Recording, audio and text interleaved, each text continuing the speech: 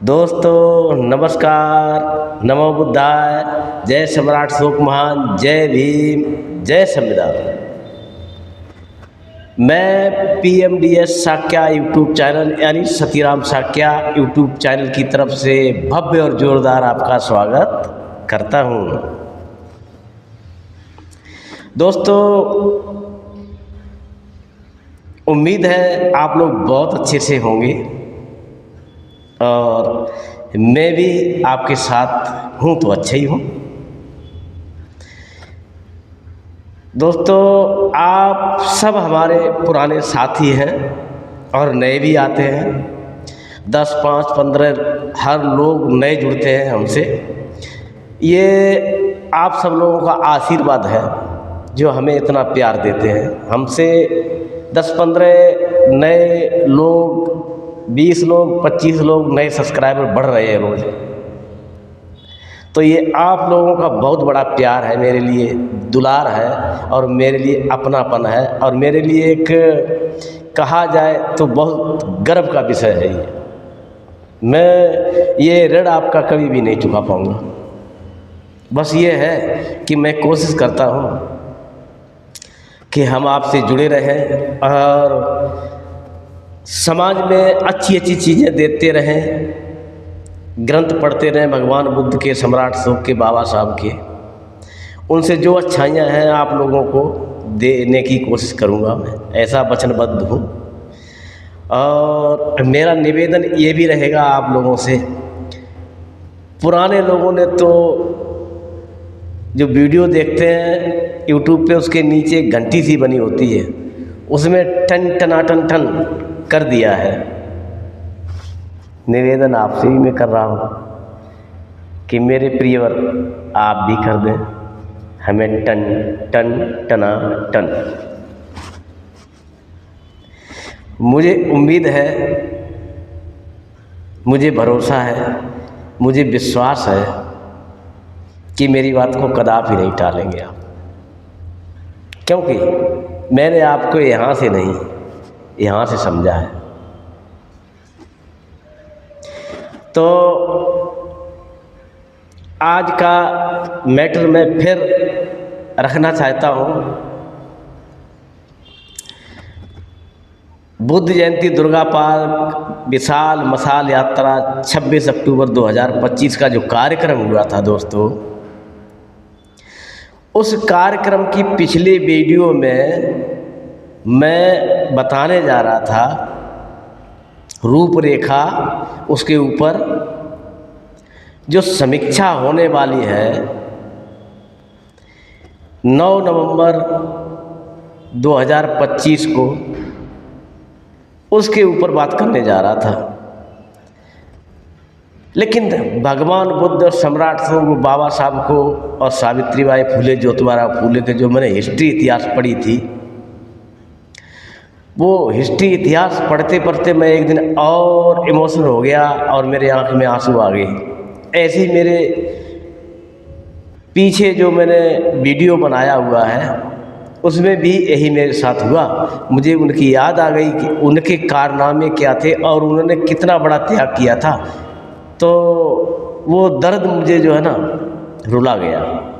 जब आँख में मेरे आंसू आ गए, फिर मैंने जा कर के वो वीडियो को वहीं पे शिष्टाचार के हिसाब से विराम दे दिया, क्योंकि मैं बोलने में असमर्थ हो गया था। उसमें इमोशन ज़्यादा हो गया था, मेरे आँख से आंसू आने लगे थे बड़ी तेज़, मैं नहीं बोल सकता था। मैं जब भी बाबा साहब का, बुद्ध का, सम्राट अशोक का जब नाम मेरे जुबान पे आ जाता है तो ना चाहते हुए फिर भी मेरे आंसू निकल ही जाते हैं। मैं जब भी ग्रंथ पढ़ता हूँ, खासकर बाबा साहब के, तो इतना दर्द उसमें छुपा होता है। और जैसे हमारे सावित्रीबाई फुले, ज्योतिबा फुले, इनका जब इतिहास पढ़ता हूँ दोस्तों तो इतना दर्द भरा है उसमें कि वो दर्द मैं आपको बयान नहीं कर सकता। इससे थोड़े परे हट जाते, नहीं तो फिर मेरा फिर इमोशन हो जाऊँगा मैं। तो दोस्तों जो समीक्षा मीटिंग का कार्यक्रम रखा गया है। उस समीक्षा मीटिंग पे हमारा कार्यक्रम कैसा रहा? क्या ये कार्यक्रम जो हुआ है दोस्तों, ये और अच्छा हो सकता था अगर हम लोगों ने और अच्छी तैयारी की होती? कहीं न कहीं गलती तो हो ही जाती है, मेरे लोगों से भी गलतियां हुई हैं, और मेरे लोग कौन है? आप ही सब तो हैं। तो गलतियां ये हुई हैं कि हमारे बड़े सारे मित्र दोस्त वो बुलावे के लिए बैठे रहते हैं। ये मुझे बड़ा दुख होता है। ये विरासत दोस्त आपकी है। एक बात बताओ, आपके घर में अगर कोई घटना हो जाती है, कोई बीमार हो जाता है,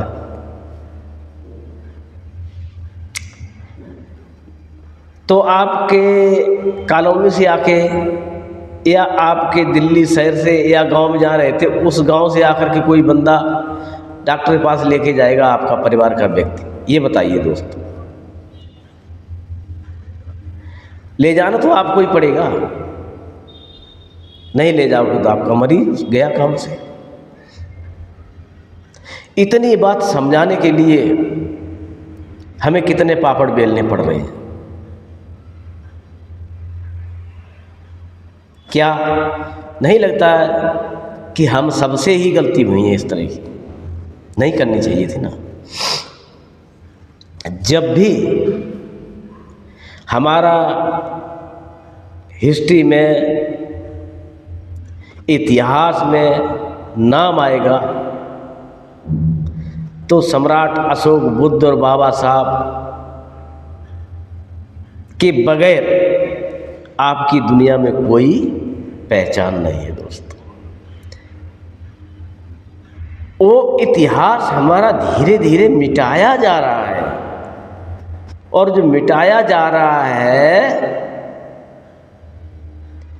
उसमें आपके आस्था पे ठेस ही नहीं पहुंच रही है। हमारे बड़े बड़े बुद्धिजीवी लोग हैं, स्वामी प्रसाद मौर्य जैसे हैं, या लक्ष्मण यादव जैसे लोग हैं, ये जब भी कोई इस तरह की बात कर देते हैं वर्ण व्यवस्था में ये दिक्कत वो दिक्कत, तो इन मनुवादियों के आस्था पे ठेस लगती है, पहुंच जाती है। और हमारे तो पूरे विरासत पे ही कब्जा कर लिया गया, तो हमें कितनी ठेस लगी और हमारी आस्था पे कितना बड़ा प्रहार किया।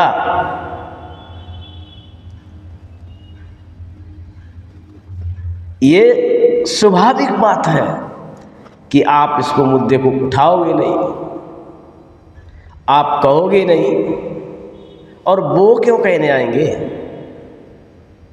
उनसे उम्मीद आप रख रहे हो कि ये हमारी विरासत ऐसे ही वापस कर देंगे। ये भूल जाओ दोस्तों, ऐसा कभी भी नहीं हो सकता है। इनका जो धर्म शब्द है वो धर्म ही कोई धर्म नहीं है,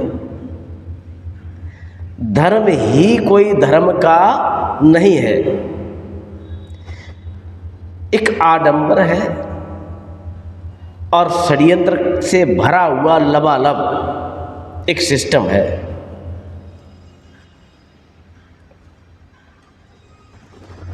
आप इसको क्या कहेंगे दोस्त?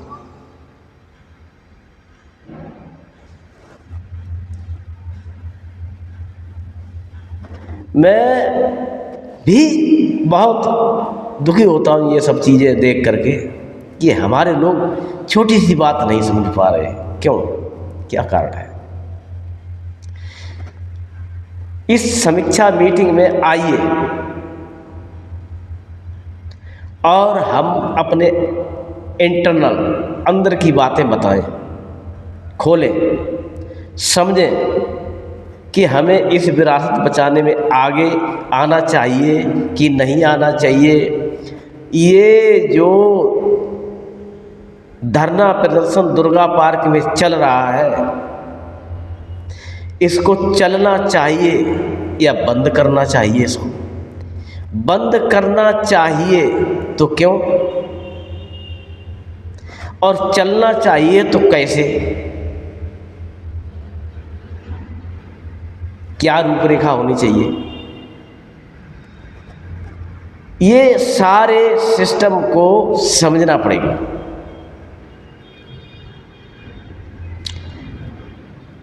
ऐसा नहीं कि सिस्टम चलना चाहिए और कुछ लोग जैसे कहें कि हमें YBS ने फंसाया है, हमें किसी और ने फंसाया, संस्था ने, या हम उनके कहने फंस गए। नहीं दोस्त, ये शब्द ठीक नहीं है, सामाजिक शब्द नहीं है।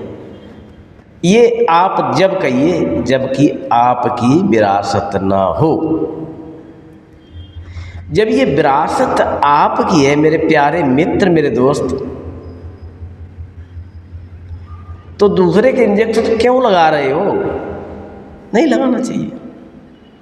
या तो आप ये कह दो कि हमारी है ही नहीं, आप हट जाइए, कोई दिक्कत नहीं। मैं किसी का पक्षपात नहीं ले रहा हूं। ये अखिल भारतीय शाक्य महासभा हो, YBS हो, Shakya, Kushwaha, Maurya, Saini, Mahato, मुराव, Koeri, Verma, Patel, OBC, SC, ST, शूद्र समाज, सबके लिए बात कर रहा हूं भाई। जो अपनी समझेगा वो आएगा। मेरा कहने का मतलब ये है, समझाना है, आना चाहिए। कल जो संस्था नहीं आती है ऐसा मत समझें, उसमें भी बहुत सारे बुद्धिजीवी लोग होंगे, वो भी अपने अध्यक्ष के कर्मों से या अपने अध्यक्ष के या अपने महासचिव के बताए हुए रास्ते से थोड़ा अपना रास्ता अलग कर लें। जरूरी नहीं हर आदमी का दिमाग एक ही जैसा हो। कुछ लोग उसमें चाहते होंगे कि बुद्ध विरासत हमें बचानी चाहिए, हमें जाना चाहिए था। कुछ लोग ये कहते हैं हम क्या करेंगे जाके, हमारा क्या मतलब है उसमें, वो अखिल भारतीय शाक्य महासभा जाने क्यों कहते होंगे पक्का, इसलिए कि भगवान बुद्ध के सामने शाक्य शब्द लगा है, उनको शाक्य मुनि कहा गया है। और दोस्तों ये भी मैं बता दूं, बुरा मत मानना, बहुत सारे लोग शाक्य शब्द से नाराज हो जाते हैं कि यार शाक्य क्यों लगाते हो। शाक्य जब मैंने पूरी गहराई से पढ़ा है तो शाक्य जाति नहीं, शाक्य एक दर्शन है। भगवान बुद्ध का जब हिस्ट्री पढ़ोगे तो उसमें लिखा है साफ साफ, शाक्य कोई जाति नहीं, शाक्य एक दर्शन है। खुल के बोलता हूं, सत्य है। और जितने भी कुशवाहा, मौर्य, सैनी, महतो, मुराव, कोयरी, वर्मा, पटेल, हरदिया, 72 टाइटल हैं। ये अपने अपने टाइटल जरूर अब लगाने लग गए, लेकिन है उसी की उत्पत्ति सारी ये सब। जब ये प्रॉपर तरीके से इतिहास में जाओगे, शूद्र कहाँ से आ गए, वो भी वहीं से आएंगे। जब पूरा पढ़ोगे तब, बीच से पढ़ोगे आपको नहीं मिलेगा, फिर आप मेरे गाली मत देना। जब जड़ से पढ़ोगे तो इसमें जातियां कहाँ से बनी, जातियां कैसे हुई, जाति क्या थे, पहले जातियां थीं कि वंश थे कि कबीले थे, क्या था, पहले किसकी पूजा होती थी, ये सारा इतिहास मिलता है दोस्तों। जब आप पढ़ने पे लगोगे तो मिल जाता है। आज काल कौन सा चल रहा, पहले काल कौन सा था, मनुस्मृति कब आई, मनुस्मृति किसने फूंकी, पढ़ना पड़ेगा दोस्त। बगैर पढ़े आप समझ जाओ कि हमें सारा ज्ञान मिल जाए दोस्त, ये तो असंभव बात है।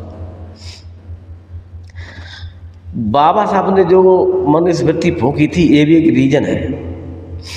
आज हमारे जो नौजवान लड़के हैं, मैं खुल के बोल सकता हूँ, वो कतई मनुस्मृति के बारे में नहीं जानना चाहते, न जानते हैं।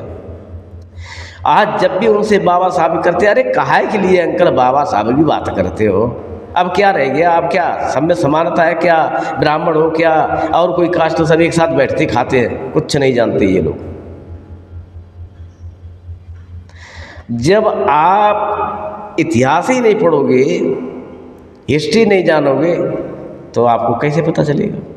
बाबा साहब क्या बेवकूफ़ थे या दिमाग नहीं था, पढ़े लिखे नहीं थे?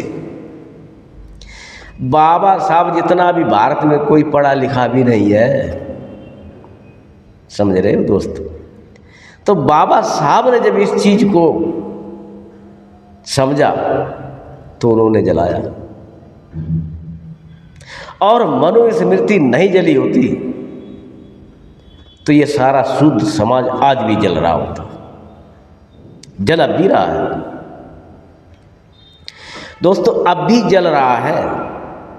लेकिन कुछ लोग समझ पा रहे, कुछ नहीं समझ पा रहे।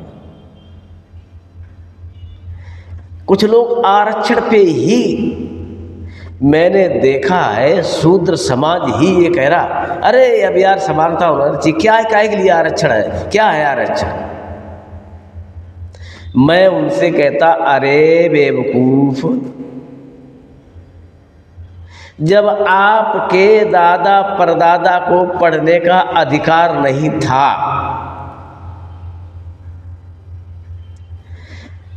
साफ साफ मनुस्मृति में लिखा कि शूद्रों को पढ़ने की इजाजत या अधिकार नहीं था, कितने साल तक शिक्षा से शूद्रों को वंचित रखा गया, और आज आरक्षण खत्म कर दो। कैसे भाई? अरे कम से कम उनके पैरों पे तो खड़ा होने दो, अभी तो वो पैर सीधे भी नहीं कर पाए, आरक्षण खत्म करने की बारी चला रहे हो आप। आज भी मैंने देखे हैं शूद्र समाज पे किसी के ऊपर पेशाब करी जाती है, किसी को मर्डर कर दिया जाता है, घड़े को छूने से मार दिया जाता है, घोड़ी पे चढ़ने से मार दिया जाता है, मूंछ रखने पर मार दिया जाता है। कितनी बड़ी आज क्या है, मनुस्मृति फूंक दी, मनुवाद आज भी जिंदा है, और शूद्र समाज के लोग ही आज ये कहते, बाबा साहब ने क्या कर दिया। बाबा साहब कौन थे, काय के लिए बाबा साहब को लाद रहे हो दोस्त। ये संविधान है ना, अभी ये अभी संविधान है जिंदा, इसलिए गलती से आप ऐसे सोते रहो ना, तो एक दिन आपके गले में हंडी और पिछवाड़े में झाड़ू ना बंद गया तो मेरा भी आने वाले समय भी वीडियो पड़ी रहेगी, जूते मार के तोड़ देना, मेरी उड़ा देना वीडियो, वो समय आ जाएगा अगर जागी नहीं तो। ये मत सोचो अब नहीं कर सकते हैं, अब लोग जाग गए, क्या जागे, खा के जाग गए। जिनका मर्डर कर दिया गया, घड़े में पानी पीने, उनका क्या तुमने उखाड़ लिया, कुछ उखाड़ लिया, क्या हो गया। मूंछ रखने पर आदमी मार दिए गए, आदमी के ऊपर पेशाब करी गई। अभी पीछे यादवों ने कथावाचकों हाल क्या हुआ सुना है आपने, क्या है ये। जब संविधान का दौर चल रहा है तब तो ये लोग जीने नहीं दे रहे। अगर ये मनुस्मृति का दौर होता तो गारंटी से कहता हूँ दोस्तों, घड़ा जो है गले में और झाड़ू पिछवाड़े में बंधा होता आज भी। ना मानो कोई बात नहीं, इच्छा है आपकी, लेकिन आप कहीं के नहीं रहोगे अगर इतिहास हिस्ट्री नहीं पढ़ोगे। पढ़ना पड़ेगा, जानना पड़ेगा, तब आप समझ पाओगे कि मैं कह क्या रहा था। कह तो सही रहे थे मगर मैं समझ नहीं पाया। हो सकता है अगर ऐसे सोते रहे कुछ समय में हम तो नहीं रहेंगे। याद आए कि वो एक दिन बंदा बोल रहा था मोबाइल या टीवी पर, सही कह रहा था, सुधरो तो सुधरो, सुधारने वाले तैयार बैठे हैं दोस्त। चलो, हम तो हर वीडियो में इस तरह की टॉपिक उठाते रहते हैं, बताते रहते हैं, ताकि हमारा समाज जो है सही दिशा में आ जाए। मेरा मुद्दा ये है, आज उसी कड़ी पे फिर आते हैं। तो ये दोस्तों, मेरे ख्याल से तो धरना प्रदर्शन अभी जो है चलना चाहिए, क्योंकि ये सबने बोला वहाँ पे कि आमरण धरना प्रदर्शन चलेगा जब तक हमारी बुद्ध विरासत आज़ाद नहीं होगी। ये बहुत सारे लोगों ने बोला, मेरे पास तो प्रूफ भी है। अगर हम इसको बीच में ख़त्म करते हैं तो ये काम बस इतना होगा कि ये लोग जो हैं केवल बुद्ध को ढो रहे थे। बुद्ध को न पढ़ा है इन्होंने, न जाना है, न समझा है, न माना है, ढो रहे हैं बस। थोड़ी सी एक लहर आई, ये भी भाव भेष में आ गए और उन्होंने ये सब तमाशा कर दिया। ये कहेंगे, कहें न कहें ये बात दूर की है, ये मैं सोच रहा हूँ, सोचना भी हो सकता गलत हो, ऐसे ना भी कहें। बात ये है कि आपकी विरासत जब तक आज़ाद नहीं हो जाएगी तब तक हमें नहीं, हम सबको संकल्प लेना पड़ेगा कि हम बुद्ध विरासत बचा करके रहेंगे, चाहे उसके लिए हमें कोई भी कुर्बानी देनी पड़ जाए तो देंगे। और मैं तो कहता हूँ वही संस्था, वही संगठन, वही लोग सामने आए जो इस तरह का संगठन या जो भी सिस्टम है, सबसे मेरा निवेदन है कि संकल्पित हो जाए तो आए, वरना पीछे हट जाए, कोई फ़ायदा नहीं है। क्योंकि आपस में ढोने वाला काम मत करो कि ज़बरदस्ती किसी को हाँ करवाई, ज़बरदस्ती किसी को कहीं बिठाया, तो उससे कुछ भी होने वाला नहीं है। स्वेच्छा से आइए। अगर वो अपना समझेंगे कि विरासत में मेरा हक है जाने का या मेरे दादा परदादा की विरासत है, तो बगैर पूछे बताए अपना नाम लिखाओ फटाफट, चाहे में कोई संस्थाएं हों। और नहीं आएंगे ना, तो नाम तो इतिहास में ये भी लिखा जाएगा। और ये भी बता दूं कि बुद्ध विरासत आज़ाद होगी, और फिर कहता हूँ आज़ाद होगी, कोई रोकने वाला माई का लाल पैदा नहीं हुआ है। मैं बहुत सोच समझ के और गहराई से कह रहा हूँ।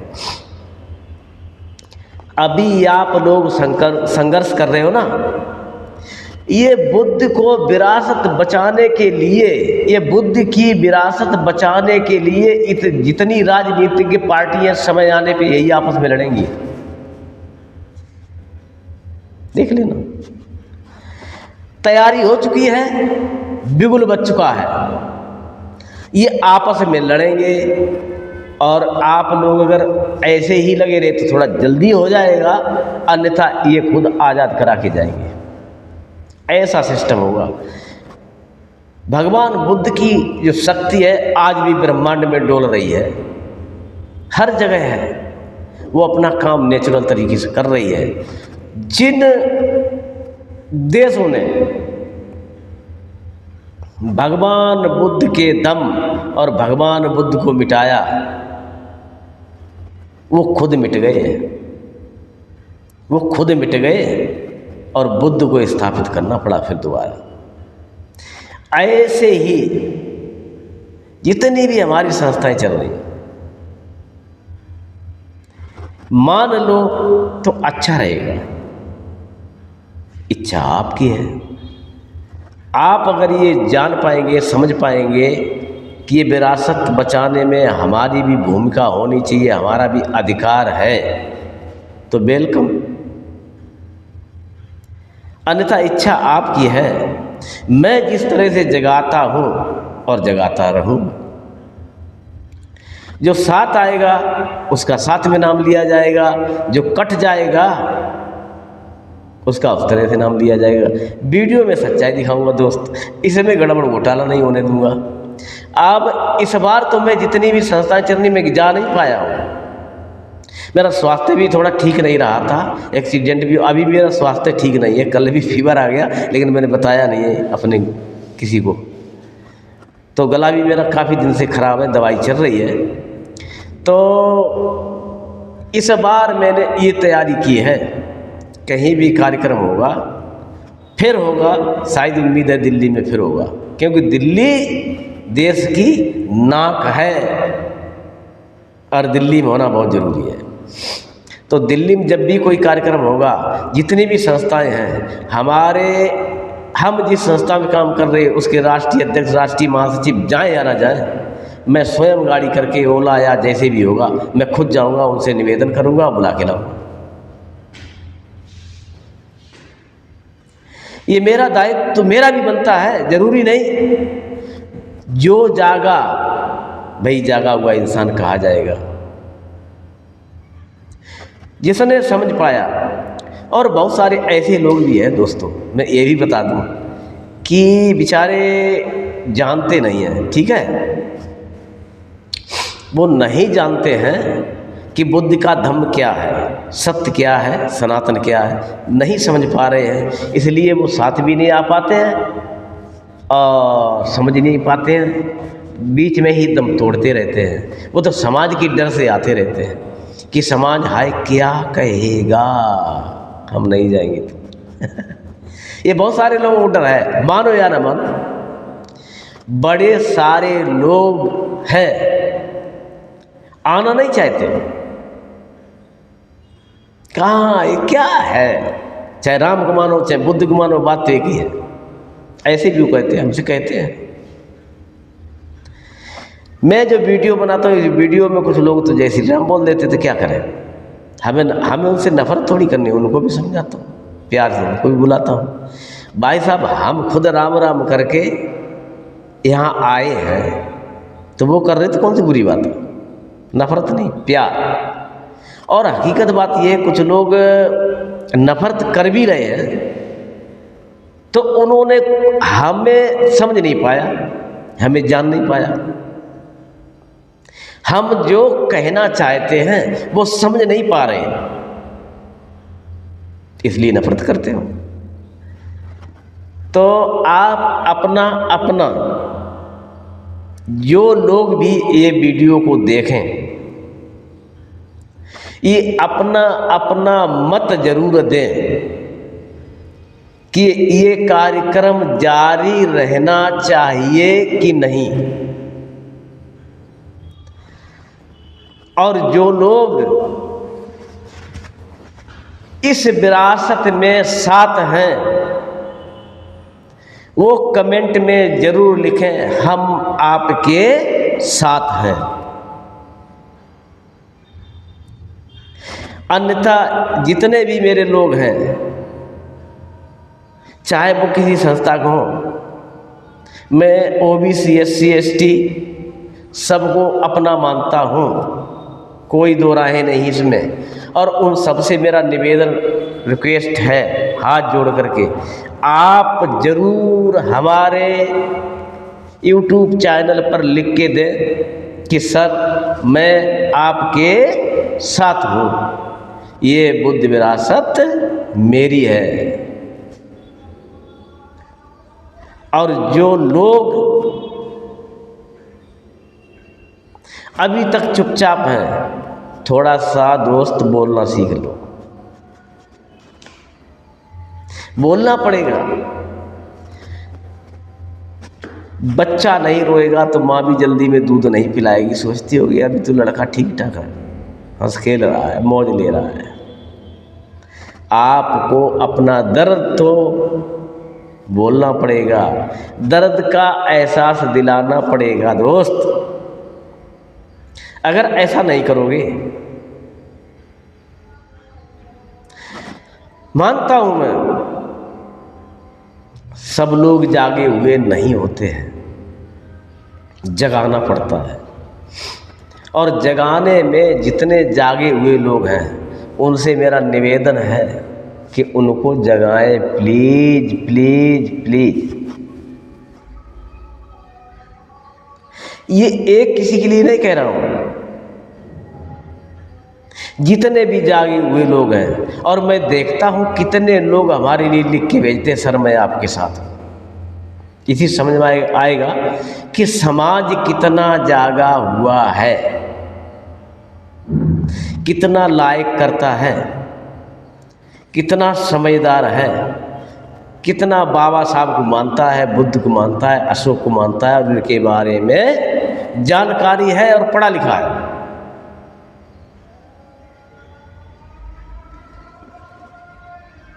आओ कान में एक बात बताऊं,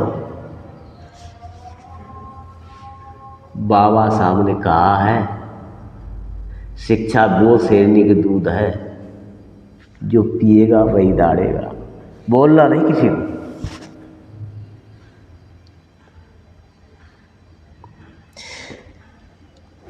जिस दिन ये अपनों के कान में बोल दिया ना, बैठ के समझा दिया, समझ में आएगी, थोड़ी आएगी, आएगी जरूर। अगर बाबा साहब पढ़े लिखे नहीं होते, संविधान लिख लेते? क्या आप आज आज़ादी का एहसास कर रहे होते? बताइए आप। बाबा साहब पे तो इतनी पाबंदी थी कि पढ़ने लिखने का उनके पास सिस्टम ही नहीं था। वो तो पूज्य ज्योतिबा फूले, उन्होंने भी बहुत साथ दिया, उन्होंने पढ़ लिया और पढ़ के देश का संविधान बनाया है। देश का, बड़ी बात नहीं है क्या? देश का संविधान तो तभी बनाया है जब वो पढ़ पाए हैं। पढ़ नहीं पाते तो क्या बनाते? पढ़ पाए। पहले पढ़ना फिर बढ़ना। पढ़े नहीं लिखे नहीं तो बढ़ कैसे पाओगे? ये बाबा साहब की देन है। आज जो मैं आज़ाद बैठा हुआ हूँ, पूज्य बाबा साहब की देन है। पूज्य बाबा साहब की मानना पड़ेगा, ये जानना पड़ेगा, ये पढ़ना पड़ेगा, अपनों के कानों में घुसाना पड़ेगा, अपनों के दिमाग में घुसाना पड़ेगा। आडंबर से निकालना पड़ेगा। आज हम बहुत सारी चीज़ें पढ़ लेते हैं, पढ़ के बोल देते हैं, लिख लेते हैं। पिताजी का है ऐसा, मानता हूँ, लेकिन बाबा साहब का सबसे बड़ा ऐसा है। काश उस महापुरुष को कैसे बुलाया जाए जिसने हमें वो तलवार दी है, दुनिया की हर झाड़ी कट जाए। ऐसी कोई झाड़ी नहीं बनी जो ज्ञान की चाबी से, ज्ञान की तलवार से ताला न खुलता हो, झाड़ी न कटती हो। वो चाबी, वो तलवार हमें दे दी बाबा साहब ने। दुनिया का कोई भी ताला खोलो, ये लो बेटा पकड़ो चाबी, दुनिया का कोई भी ताला खोलो, आज़ाद हो आज से। अरे ये तलवार पकड़ो, दुनिया की सारी झाड़ी काट डालो, अपने लिए रास्ता, पथ पैदा करो। ये बाबा साहब ने दिया अधिकार। मैं गर्व से कहता हूँ कि ये महापुरुष हमारे पूजनीय हैं, पूजनीय थे और पूजनीय मेरे मरते दम तक रहेंगे। मैं अपनी बात करता हूँ, आपका क्या नज़रिया है आप बता सकते हैं दोस्त। तो बातों बातों में वीडियो लंबी हो जाती है दोस्त। तो ये क्या है कि 9 नवंबर का जो प्रोग्राम है, मैं निवेदन करता हूँ मेरे जितने भी साथीगण मुझे देखें सुने जाने, सारे लोग दुर्गा पार्क, बुद्ध जयंती पार्क में पधारें और वहाँ पे आप अपडेट हो जाइए कि टाइम टेबल क्या रखा जाएगा। अभी टाइम टेबल की रूपरेखा मेरे पास नहीं आई है, लेकिन ये निश्चित हो गया है दोस्तों कि उस दिन रखा जाएगा। आपका आना अनिवार्य है, अपनी शिरकत करना अनिवार्य है। क्या ये धरना प्रदर्शन चलना चाहिए? चलना चाहिए तो कैसे चलना चाहिए, और नहीं चलना चाहिए तो क्यों, क्या रूपरेखा होना चाहिए, सारी चीज़ें। और मेरे चैनल पे तो आप हमें कमेंट करके ज़रूर बताना कि ये चलना चाहिए कि नहीं चलना चाहिए। चलना चाहिए तो कैसे, जो भी आपकी समझ में आए, अपनी भाषा में, अपने स्टाइल से आप हमसे हमारे उस पर कमेंट कर सकते हो। मैं कमेंट का इंतज़ार करूँगा। तो दोस्तों फिर मैं आपसे अब विदा लेने का समय आ गया है। आज की वीडियो में यहीं पे जो है हम अपने जो लैंग्वेज है या जो बात है उसको विराम देता हूँ।